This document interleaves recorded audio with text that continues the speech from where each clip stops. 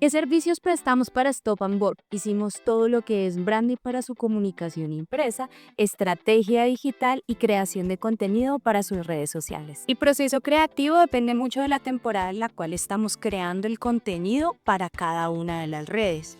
Pero nos basamos casi siempre en cada uno de los detalles que tiene cada plato, en su sabor, en la atención al cliente y en el servicio que Stop and Go quiere mostrar y sobre todo en el humanismo de la marca. El objetivo principal de la marca es generar una comunidad muchísimo más grande por medio de contenido de valor que genere un impacto y pueda mostrar realmente los sabores que evoca cada uno de los platos de Stop and Go.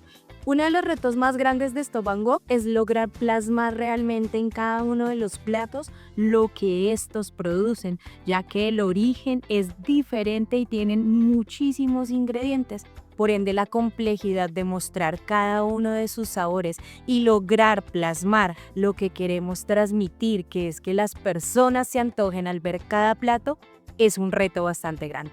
La inspiración para cada una de las producciones de Stop and Go son sus platos, sus sabores, sus colores y sus ingredientes en cada una de sus preparaciones, porque su sabor es realmente inspirador. Pero lo que más amo definitivamente es comer, probar todas las combinaciones de los ingredientes que tiene la comida Thai es increíble y la ejecución y preparación del chef ni se diga.